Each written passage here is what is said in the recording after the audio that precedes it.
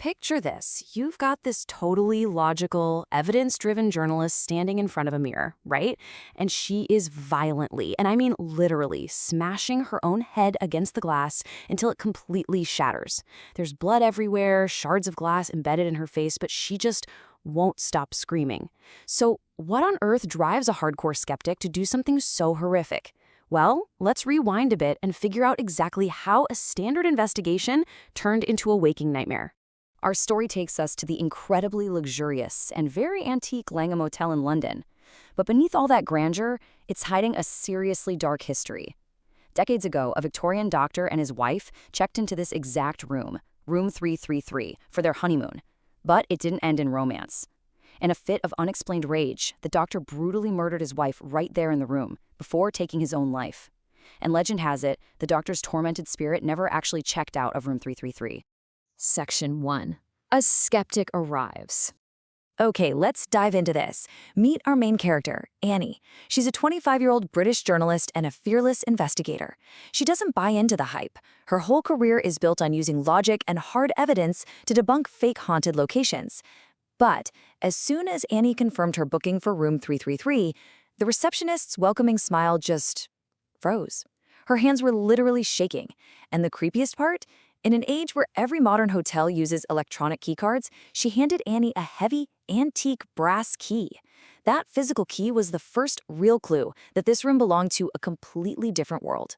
As Annie stepped onto the third floor, the entire vibe completely shifted. The corridor was totally deserted. We're talking deep, creeping shadows, old carpets groaning under every single footstep, and these dim, sickly yellow lights casting a haze over fading vintage paintings. And when she finally reached the dark, polished wood door of room 333, that heavy brass handle was unnaturally freezing cold to the touch. The silence up there was absolutely deafening.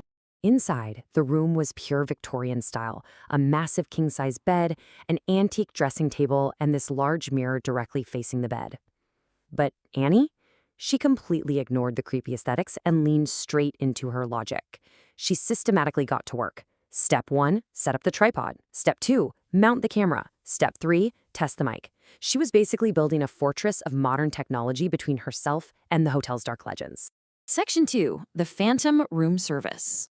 So evening rolls around. To fight off the chill, Annie lights a fire in the fireplace, does some research, and eventually drifts off to sleep. But she's jolted awake. A sudden, sharp knock at the door. Still half asleep, she hears a strange, deep voice from the hallway. "Your room service, madam." Annie is totally confused because she ate her sandwich hours ago. She cautiously looks through the peephole. Out in the dim hallway stands this bizarre-looking butler, holding a tray covered by a large silver dome.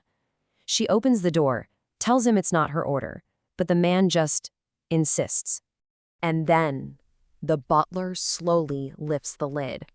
What Annie saw underneath is enough to break anyone's sanity. Resting on that silver tray was her own severed head. Just imagine the pure shock. Annie let out a blood-curdling scream and squeezed her eyes shut in sheer terror. But when she blinked and opened them a second later, the butler was gone, the tray was gone, the entire hallway was completely empty and dead silent. Now, what's really interesting about this slide is how her own logic betrayed her. She immediately slammed and locked the door, rushing to her equipment to find proof of what just happened. But her camera's memory card was completely corrupted. Her voice recorder, totally empty. It didn't pick up the knock or the butler's voice. It only captured the sound of her opening the door, followed by her own horrifying scream.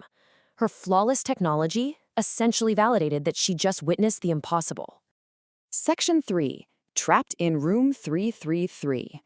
It's 1 a.m. now. Despite the roaring fireplace, this unnatural bone-chilling cold starts creeping through the room. Trying to clear her head, Annie goes into the bathroom to splash some cold water on her face. But when she looks up into the mirror, the nightmare gets real. Standing right behind her in the reflection is a terrifying figure. It's the Victorian doctor. His face is rotting away, he's wearing torn antique clothes, and he has these incredibly long, sharp nails.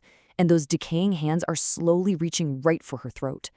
Annie spins around in absolute terror, but there's absolutely no one there. This was the breaking point. Gasping for air, crying, and completely terrified, Annie lunges for the door. She grabs that heavy brass handle and pulls with everything she has, but it won't budge. It's locked from the inside, the mechanism totally jammed. In that exact moment, all her logic crumbles. She realizes she's trapped like a rat in a cage, locked inside room 333 with a lethal entity. Let's move to the next slide and see how this builds, because the paranormal chaos was just getting started. Suddenly, all the lights in the room start flickering wildly, just flashing on and off like crazy. And in those blinding flashes of light, she sees him again, the doctor's horrifying figure, his body stark white and dead with these piercing, glowing yellow eyes staring straight into her soul. And with every single flicker of the lights, he is slowly advancing, getting closer and closer. Section 4. The Horrifying Truth. Annie's agonizing screams start echoing down the entire third floor of the Langham Hotel. Hearing her pure terror, the hotel staff sprint down the deserted hallway. Fearing the absolute worst, they force their way through the heavy wooden door of room 333 to save her. But the real horror was what they found inside. There was no ghost. There was only Annie. She was standing in front of the shattered bathroom mirror, glass shards deeply embedded in her face, wildly smashing her own head into the jagged edges. She just kept screaming, mutilating herself until the staff finally tackled her to the ground. And this brilliantly illustrates the chilling twist that the staff later explained to Annie in the medical room. You see, the doctor's wife was murdered in the exact same way, killed by violent blunt force trauma to the head by her husband. And when Annie regained consciousness, she swore the doctor was grabbing her hair, physically forcing her head into the glass. The horrifying truth? The doctor's ghost had literally possessed Annie, using her body to recreate the exact gruesome murder of his wife. So it leaves us with this massive question. Was this all just a hallucination? Did a researcher just dive a little too deep into the hotel's dark history and lose her mind? Or does the spirit of that Victorian doctor really still wander the freezing, dark halls of room 333, just waiting to claim his next victim? Put yourself in Annie's shoes for a second. If you heard that knock on your door in the dead of night, what would you have done? Next time you check into an antique hotel, you might just want to keep that in mind.